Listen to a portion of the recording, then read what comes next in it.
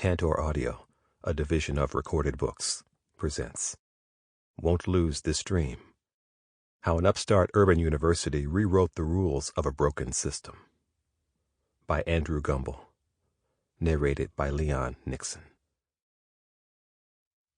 Our nation cannot afford to waste the human talent, the cultural and social richness represented by those currently underrepresented in our society.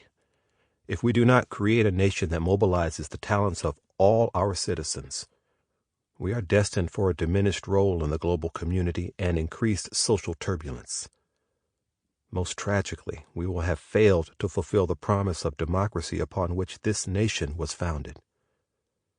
James J. Duderstadt, A University for the 21st Century. We must view the movement to transform our schools as just as vital to our 21st century humanity as the civil rights movement was to our 20th century humanity. That is how we must approach our investment in the future. That is how we must demonstrate our love for young people and their creative capacities. Grace Lee Boggs, The Next American Revolution. Introduction. The difference with those Harvard kids. Where Princeton Nelson came from, a college education wasn't just at the outer edges of possibility, it was beyond imagination. Yet here he was, a proud member of the class of 2018 at Georgia State University, a computer science major with a cap and gown, and a more than respectable 3.3 GPA. Taking his place at a crowded indoor commencement ceremony along with the Atlanta Fife Band and professors in gowns of many colors and a cascade of balloons in panther blue and white that tumbled from the ceiling like confetti. He, too, got to shake hands with the university president, Mark Becker, whose welcoming remarks had invoked the magical power of thinking big. He, too, got to hug his fellow graduates, many of them 7 or 8 years younger than him, many sporting homemade slogans on their caps thanking God or their mothers, or joking that the tassel was worth the hassle.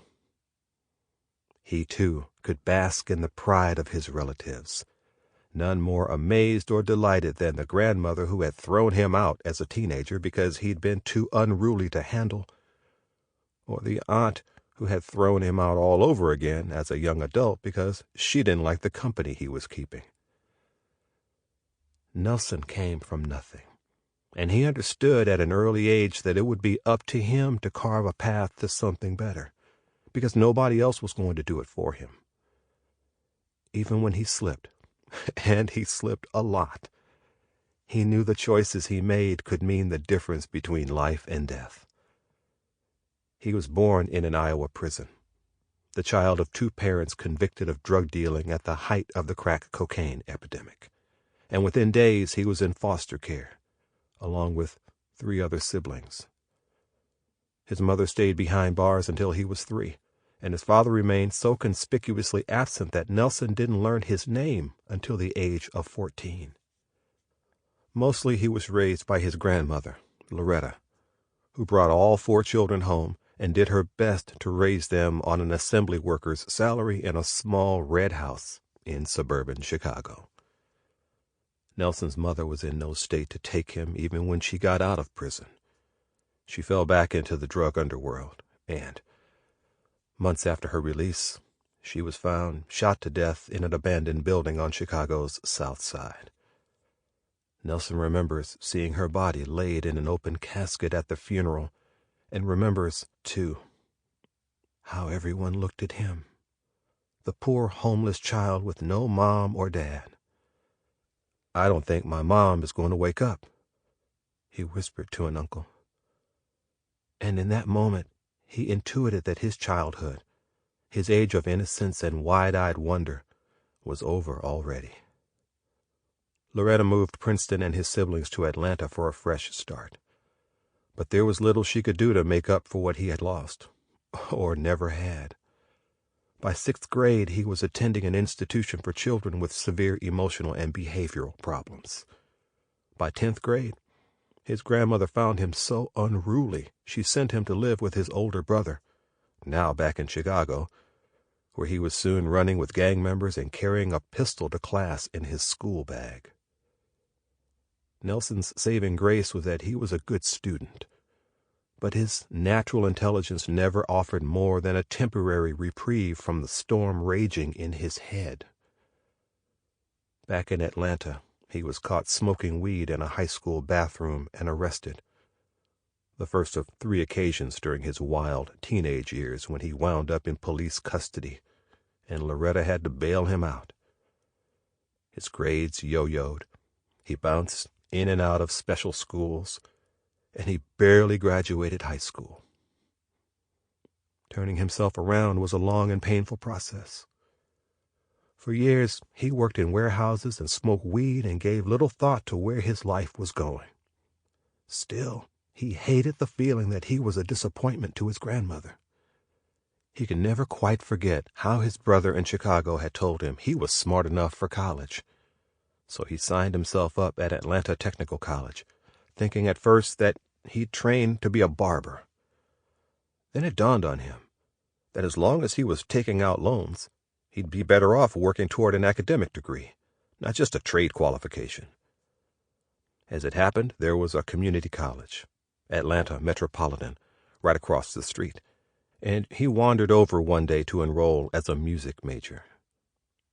He'd always enjoyed creating music beats on his grandmother's computer. Why not see where it could take him? As he stood in line to register, he noticed a chart listing the professional fields expected to be most in demand in the Atlanta area by 2020, and his eyes fell on the words, computer science. "What did I have next to me in my grandmother's house this whole time?" he said. "A computer." It wasn't just music beats that he'd created. He'd also worked on MySpace pages and video games, never thinking there could be a future in it. But now, apparently there was. It was a flash of light, he said. "I'm thinking, I'm a computer science major. That's my calling." Nelson's grades were strong enough to earn him an associate's degree in computer science in 2 years. But his life, like that of almost every lower-income college student, remained precarious at best, a constant battle for time and money. When his aunt and uncle bought the house where he and his grandmother were living, one of the first things they did was evict him, saying they were concerned about his pot use and the shortcuts they suspected he was taking to make ends meet. They didn't do it the gentle way either. A sheriff's deputy rapped at the door one morning and ordered Nelson to grab his things right away. Before he could think of pursuing his studies further, he had to deal with the realities of homelessness. For 2 weeks, he slept on the concrete floor of a bus station so he could bump up his savings from a job flipping burgers to buy himself a car. Once he had his Volkswagen Jetta, he signed on as an Uber driver. Soon he had a third job, as a security guard. 3 days a week he stayed in a hotel to enjoy a bed and a hot shower. The other 4 days, he parked overnight at a 24-hour gas station or outside a Kroger's supermarket where the lights and security cameras made it less likely he'd be robbed, or worse. He was still homeless when he started at Georgia State in the fall of 2016. And that presented a new problem. He couldn't hope to succeed with 3 jobs on top of a full course load and nowhere to rest his head. Still, he plowed ahead because he was afraid that the federal Pell Grants he'd been relying on to subsidize his studies would run out if he delayed too long. And he didn't want to lose his one and only shot at a full university degree. He didn't want to throw himself on anyone's mercy. He didn't even want to talk about his predicament, because he'd done that once at the burger joint, and his fellow kitchen workers had laughed at him. Once classes started, he quit that job to free up some hours in his schedule in the hope that something else would turn up. His grandmother had always taught him to stay positive. And something did turn up. Starting his second year, he joined forces with 2 of his fellow computer science majors and started designing websites as a side gig. that made him hopeful enough to move out of his car and pull all his savings into a deposit for an apartment in Castleberry Hill, less than 2 miles from campus.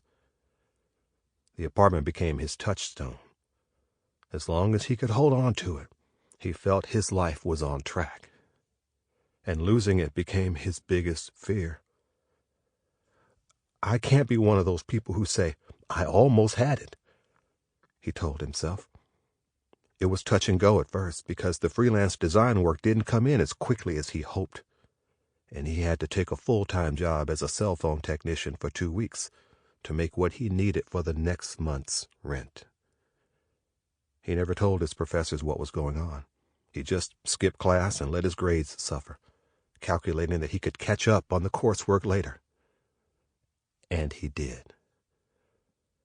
To many eyes, Nelson might not have looked like college material at all. Georgia State, though, was starting to enjoy a national reputation for its pioneering work in retaining and graduating large numbers of students much like him, poor, black, and struggling to make it as the first in their family to attend college. The university understood his need for extra support. When Nelson was caught smoking weed on campus his first year, the authorities went easy on him. When it became apparent he was depressed because of the financial pressures, he was encouraged to see a campus therapist, the first counselor he'd ever talked to. When he told the director of academic assistance that he'd grown up an orphan and had nobody to depend on but himself, she gave him a part-time job on her help desk. Twice, when his money was running dangerously low, the university awarded him grants to help him reach the finish line. Academics were never Nelson's problem. Next to what he'd been through, a challenging course in math or programming held no terrors. Rather, he became fascinated by what it meant to live a normal, middle-class life, and was determined to learn how to lead one himself. He'd spend hours sitting in coffee shops, just observing how people sat, how they picked up their spoon and sipped their coffee, how they talked and listened and kept their negative emotions in check. You don't want to be judged, not when you've been judged all your life and told you ain't going to be shit when you grow up, he said. I'm always thinking about where I came from, and I still feel like I'm dumb, like I'm still competing with all these college students and falling short. It's a feeling that did not go away, even after he graduated and headed toward his first full-time job as a software engineer for Infosys. That's the difference between me and those Harvard kids, he said. If people like me fail, we're going to fail our life. Nelson was far from the only member of Georgia State's class of 2018 with a tale of adversity and triumph. Grayson Waldorf, who had been forced to give up an athletic scholarship in his sophomore year because of a concussion, stayed afloat and completed a business degree by starting a landscaping company that grew over time to 5 employees and more than 100 clients. Larry Felton Johnson completed a journalism degree on his 4th try, 49 years after he first enrolled, thanks to a state program that offered free tuition to students over the age of 62.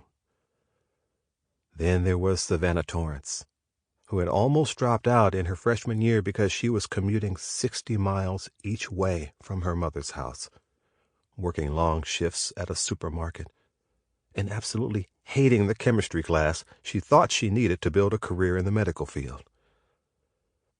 Thanks to some timely guidance from Georgia State's Advising Center, though, she switched to speech communications, which required no chemistry, won a state merit scholarship she'd narrowly missed out of high school, and was soon thriving both in her studies and as a student orientation leader, university ambassador, and member of the Student Government Association.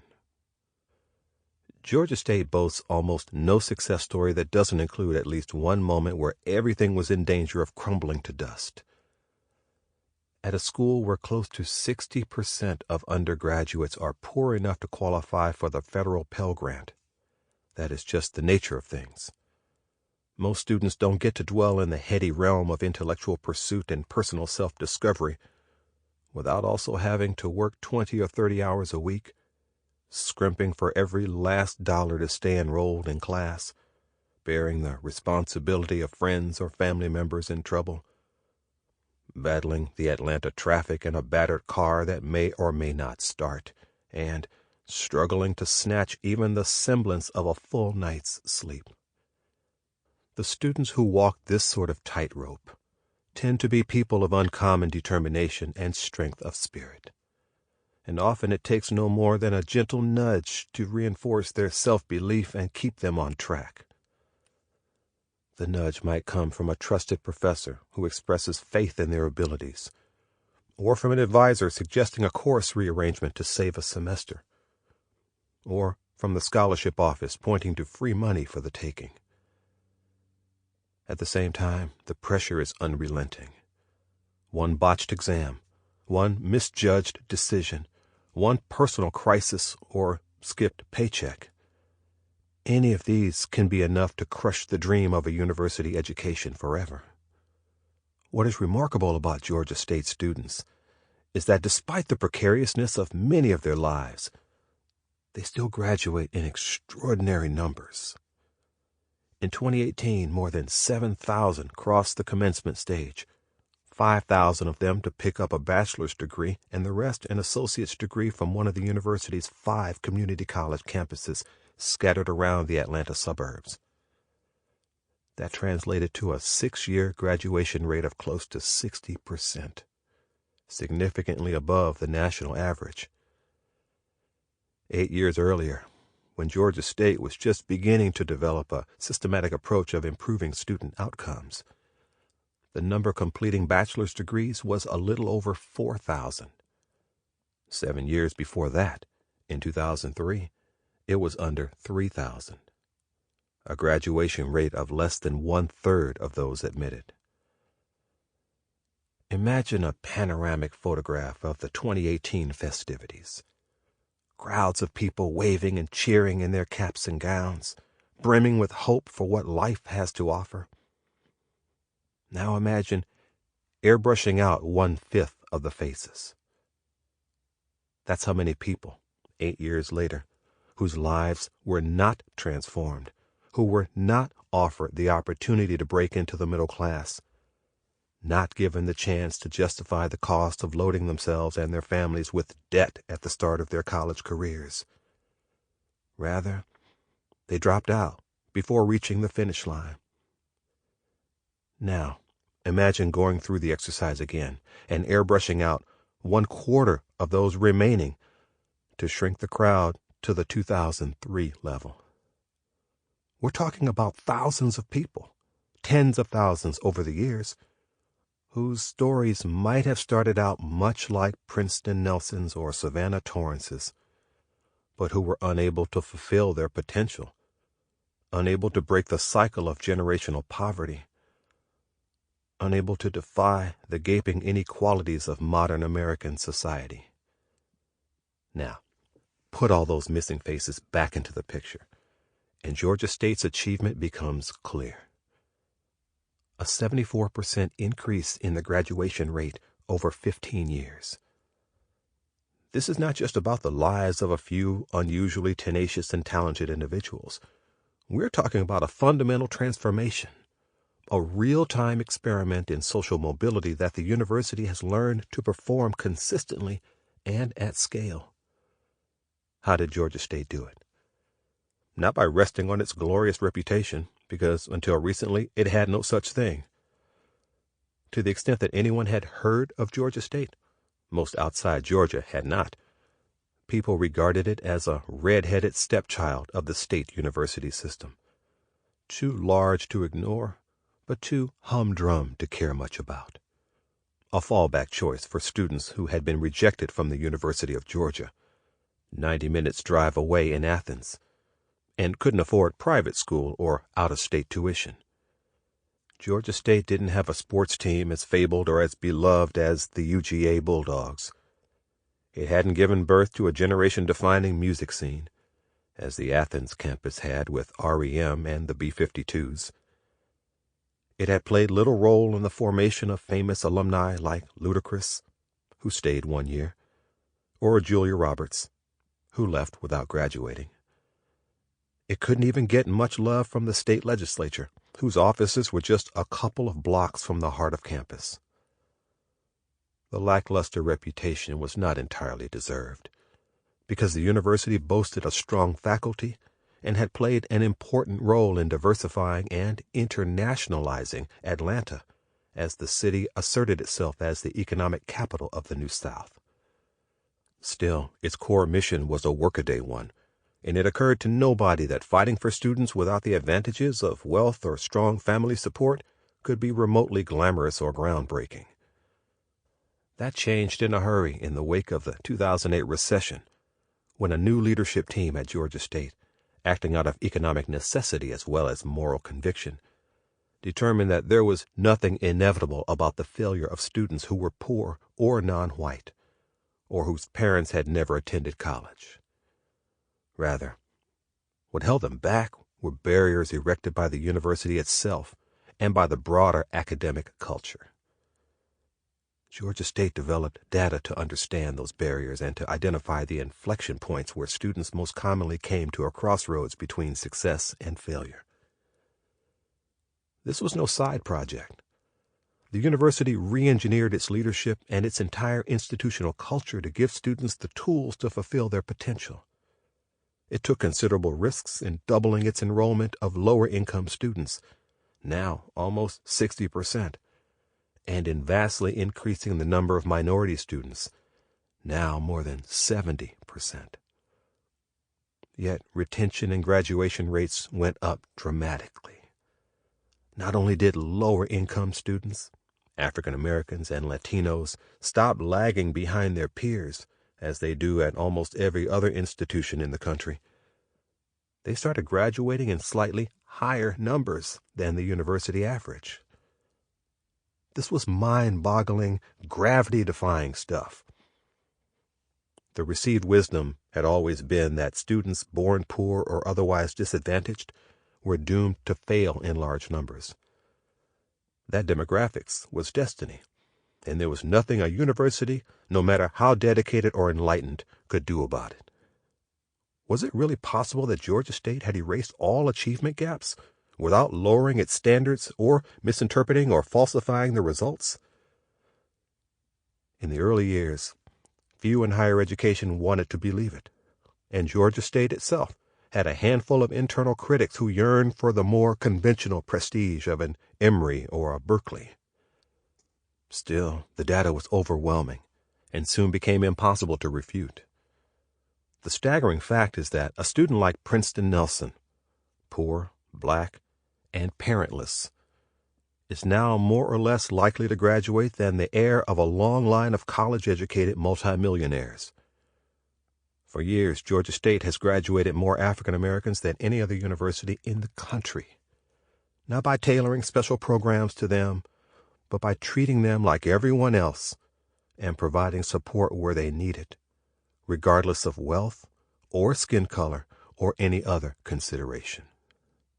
This is the wonder of Georgia State, and it rests on a simple idea that if students are good enough to be admitted, they deserve an environment in which they can nurture their talents regardless of personal circumstances.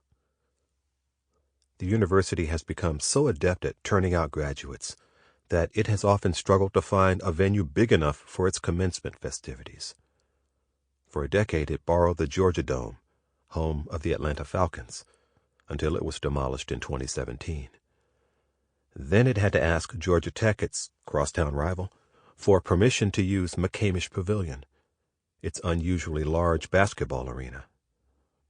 Even there, Georgia State has had to spread the occasion over 2 days, sometimes more, so attendees don't wait for hours while every last student name is read out.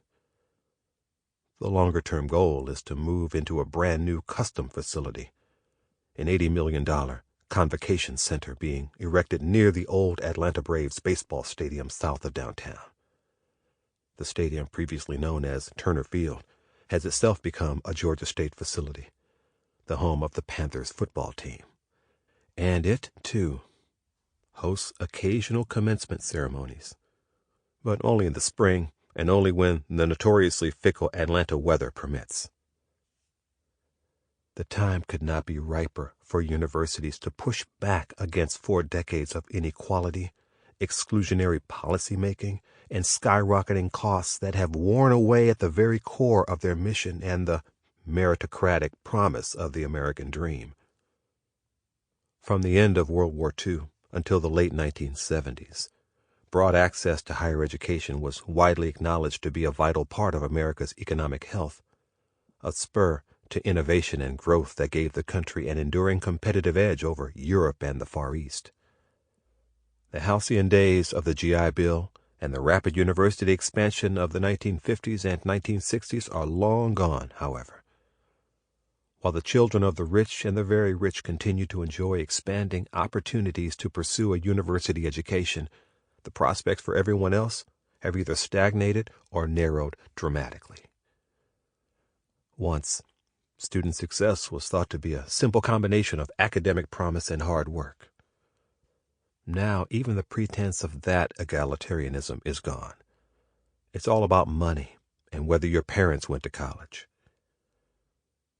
A study by the National Center for Education Statistics from 2000, when things were better than they have become, found that a student in the top income quartile with at least one college-educated parent had a 68% chance of graduating before the age of 26, whereas a student in the bottom quartile, whose parents did not go to college, had a 9% chance.